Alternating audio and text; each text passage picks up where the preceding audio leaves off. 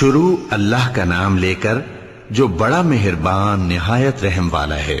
اے نبی، مجاہد لوگ تم سے غنیمت کے مال کے بارے میں دریافت کرتے ہیں کہ کیا حکم ہے۔ کہہ دو کہ غنیمت اللہ اور اس کے رسول کا مال ہے، تو اللہ سے ڈرو اور آپس میں صلح رکھو، اور اگر ایمان رکھتے ہو تو اللہ اور اس کے رسول کے حکم پر چلو۔ مومن تو وہ ہیں کہ جب اللہ کا ذکر کیا جاتا ہے تو ان کے دل ڈر جاتے ہیں، اور جب انہیں اس کی آیتیں پڑھ کر سنائی جاتی ہیں تو ان کا ایمان اور بڑھ جاتا ہے، اور وہ اپنے پروردگار پر بھروسہ رکھتے ہیں، اور وہ جو نماز قائم کرتے ہیں اور جو مال ہم نے ان کو دیا ہے اس میں سے نیک کاموں میں خرچ کرتے ہیں، یہی سچے مومن ہیں، اور ان کے لیے ان کے پروردگار کے ہاں بڑے بڑے درجے ہیں اور بخشش اور عزت کی روزی ہے۔ ان لوگوں کو اپنے گھروں سے اسی طرح نکلنا چاہیے تھا جس طرح تمہارے پروردگار نے تم کو تدبیر کے ساتھ اپنے گھر سے نکالا، اور اس وقت مومنوں کی ایک جماعت ناخوش تھی۔ وہ لوگ حق بات میں اس کے ظاہر ہونے کے بعد تم سے جھگڑنے لگے، گویا موت کی طرف ہانکے جاتے ہیں اور اسے دیکھ رہے ہیں۔ اور اس وقت کو یاد کرو جب اللہ تم سے وعدہ کرتا تھا کہ ابو سفیان اور ابو جہل کے 2 گروہوں میں سے ایک گروہ تمہارے لیے مغلوب ہو جائے گا، اور تم چاہتے تھے کہ جو قافلہ بے شان و شوکت یعنی بے ہتھیار ہے وہ تمہارے ہاتھ آ جائے، اور اللہ چاہتا تھا کہ اپنے فرمان سے حق کو قائم رکھے اور کافروں کی جڑ کاٹ دے، تاکہ سچ کو سچ اور جھوٹ کو جھوٹ کر دے، گو مشرک ناخوش ہی ہوں۔ جب تم لوگ اپنے پروردگار سے فریاد کرتے تھے تو اس نے تمہاری دعا قبول کر لی اور فرمایا کہ تسلی رکھو، ہم 1000 فرشتوں سے جو ایک دوسرے کے پیچھے آتے جائیں گے تمہاری مدد کریں گے۔ اور اس مدد کو اللہ نے محض بشارت بنایا تھا کہ تمہارے دل اس سے اطمینان حاصل کرے، اور مدد تو اللہ ہی کی طرف سے ہے، بے شک اللہ غالب ہے، حکمت والا ہے۔ جب اس نے تمہاری تسکین کے لیے اپنی طرف سے تمہیں نیند کی چادر اڑا دی اور تم پر آسمان سے پانی برسا دیا تاکہ تم کو اس سے نہلا کر پاک کر دے اور شیطانی نجاست کو تم سے دور کر دے،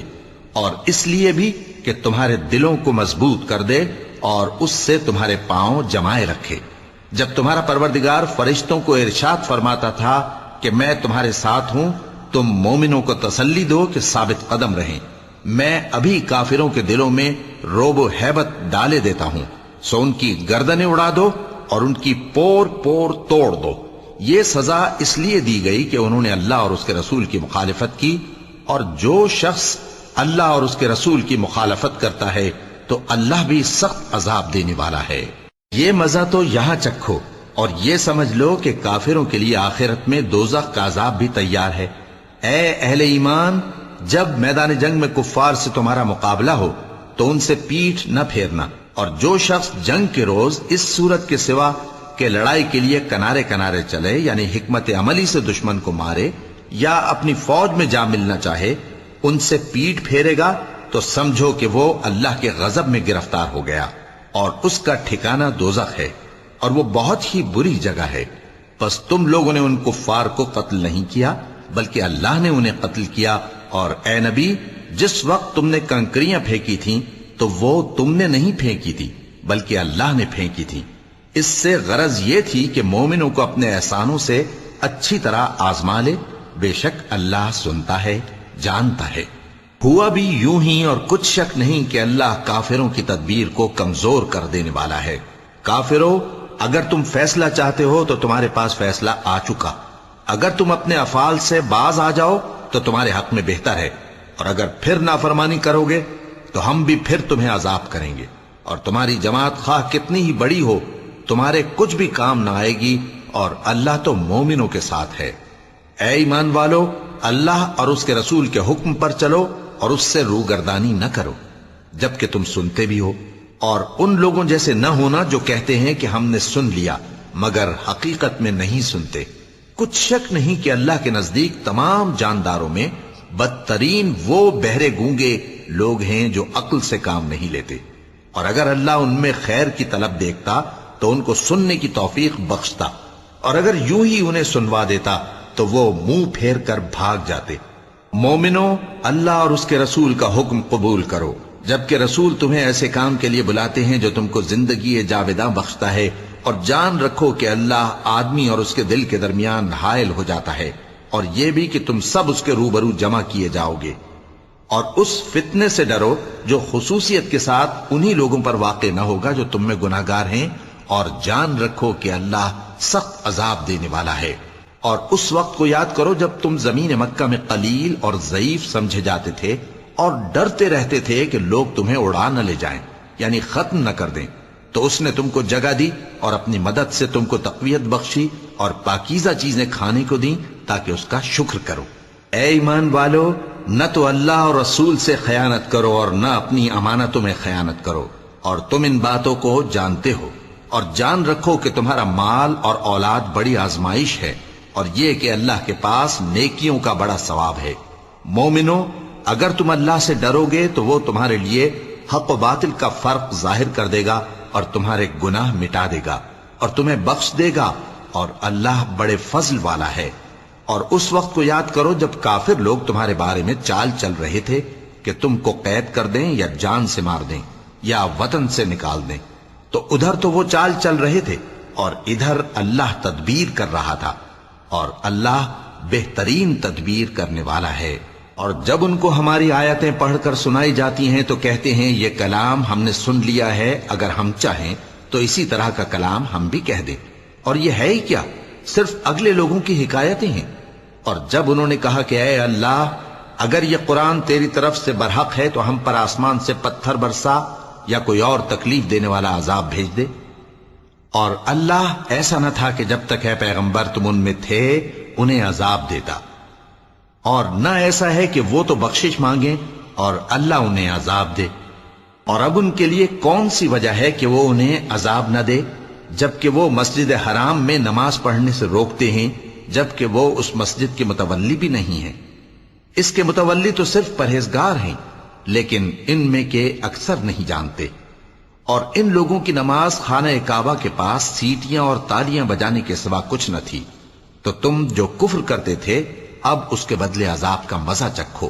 جو لوگ کافر ہیں اپنا مال خرچ کرتے ہیں کہ لوگوں کو اللہ کے رستے سے روکیں، سو ابھی اور خرچ کریں گے، مگر آخر وہ خرچ کرنا ان کے لیے موجب افسوس ہوگا،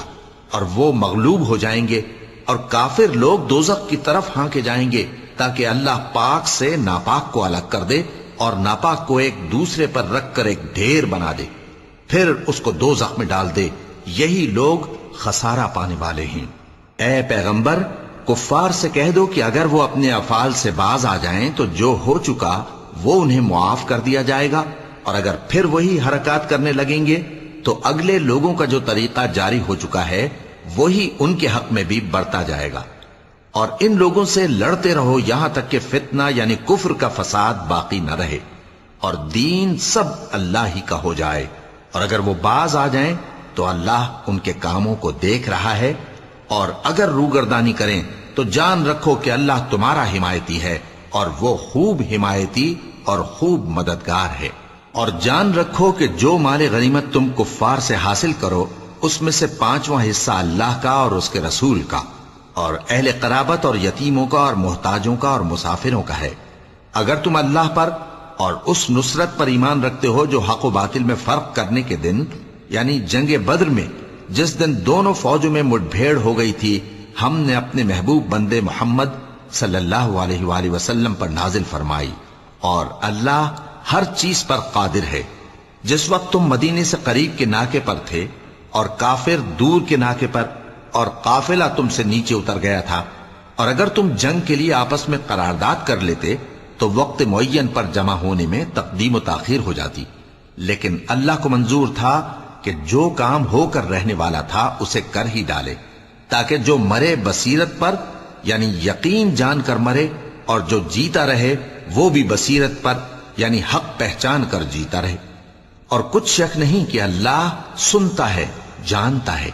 اس وقت اللہ نے تمہیں خواب میں کافروں کو تھوڑی تعداد میں دکھایا تھا، اور اگر بہت کر کے دکھاتا تو تم لوگ جی چھوڑ دیتے اور جو کام درپیش تھا اس میں جھگڑنے لگتے، لیکن اللہ نے تمہیں اس سے بچا لیا، بے شک وہ سینوں کی باتوں تک سے واقف ہے۔ اور اس وقت جب تم ایک دوسرے کے مقابل ہوئے تو کافروں کو تمہاری نظروں میں تھوڑا کر کے دکھاتا تھا اور تم کو ان کی نگاہوں میں تھوڑا کر کے دکھاتا تھا، تاکہ اللہ کو جو کام کرنا منظور تھا اسے کر ڈالے۔